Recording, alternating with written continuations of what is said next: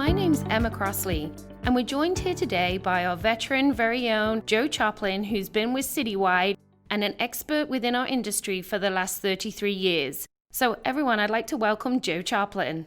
Thank you, Emma.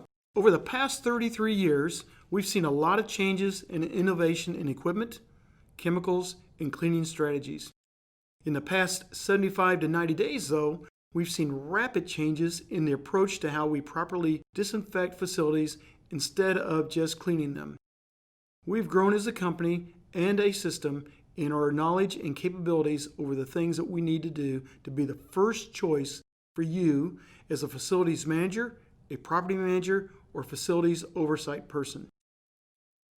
During this time of the outbreak of the COVID-19, we as an essential business have been in a position to support other essential businesses, protect their employees, clients, and guests to their facilities.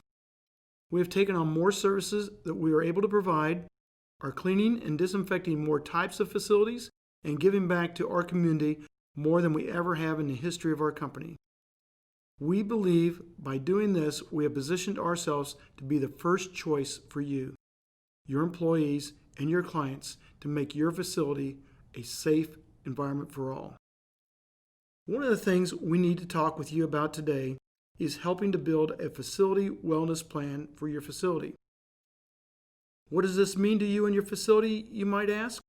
It is about how we as a partner in keeping your facility safe for all within can have the greatest impact in accomplishing this as we move forward into a new normal.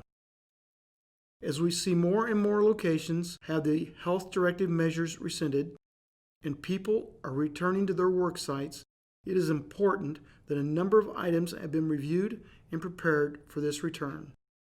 Today, we would like to talk about just a few of them. Thank you, Joe. That's really great information. So what should employers be thinking about in terms of preparing their facility for the return of their employees? Emma, there are a number of things that we would suggest facilities have done in preparation for the return of their employees. In the past, we normally would see hand sanitizer stations located in the lobby, by restrooms, or break areas. The CDC has recommended that we expand the locations of these hand sanitizer stations so that they are spread throughout the facility, placing them outside of meeting or conference rooms, in medium or large cubicle areas, or open common spaces that many personnel would traverse during the course of a day. Placing signage around the facility to remind people about social distancing of 6 feet or greater, proper coughing and sneezing protocol, as well as hand care protocol.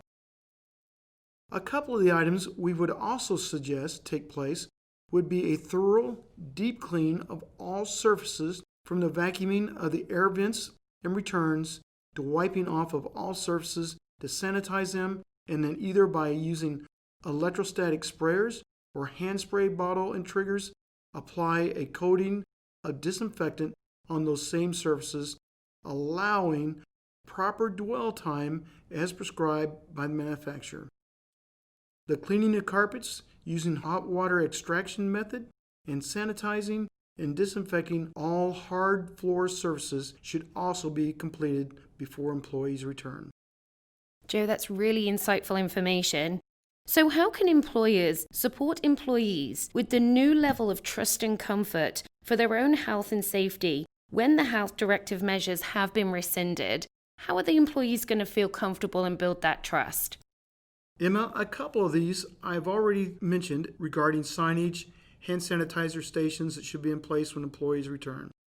In addition, it is suggested by the CDC that disposable surface disinfecting wipes or disinfectant cleaner in spray bottles with wipes be available for employees so that they can clean their workstation surfaces multiple times during the day.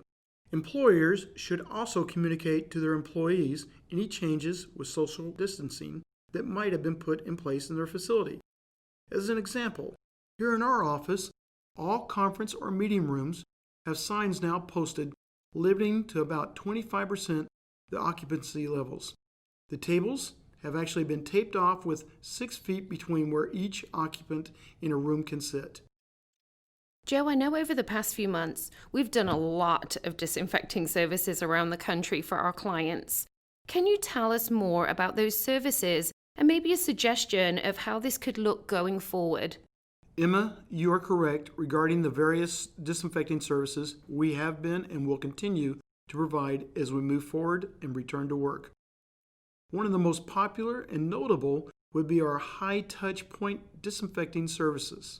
Depending on the size of the facility and the population of the facility, this would be a day porter for a minimum of at least 2 hours per day, walking through a facility and sanitizing and then disinfecting areas that are considered high touch point areas.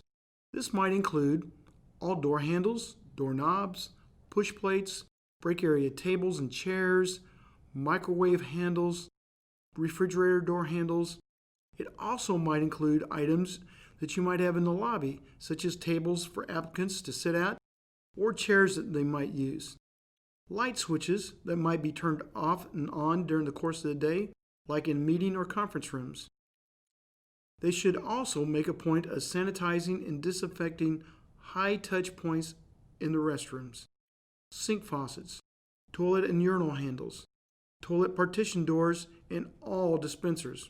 And another very popular service that we've been doing more of recently is electrostatic spraying. We usually do this after the crew has come in and done their nightly cleaning, sanitizing, as an additional protective measure against the virus surviving on surfaces. The third type of disinfecting that we've been doing is what we would call a deep wet disinfecting. This is a surface that is generally done when we have a suspected or confirmed case of COVID-19, where we go through and do a wet sanitization of all surfaces, followed by wet, generally 10 minutes of dwell time, disinfecting of surfaces, followed by a wipe down to remove residue and any excessive moisture that might still remain. This, Emma, is a very labor-intensive disinfecting process. Joe, I think that's really good information, especially as we don't know what the future looks like as far as COVID-19 and, any resurgence that we might have. So, Joe, what type of PPE would you suggest are available for employees as they do return to work? Emma, if the building is being cleaned nightly and disinfecting measures have been put in place since the COVID-19 is an airborne virus, the main piece of PPE that employees should have or have provided should be a mask or face covering for when they are moving around the facility. Although a 3-layered cotton filter mask or a face covering will not completely block out the virus, it lessens the probability of an individual spreading it to another individual. Gloves are not necessary, but should be available for a person who might need to clean up an area that has previously been used by another employee. Other than that, Emma, we should be good on PPE. Thank you for your time today, Joe. To our audience, we hope that you found this information to be helpful and useful as you return to your facilities.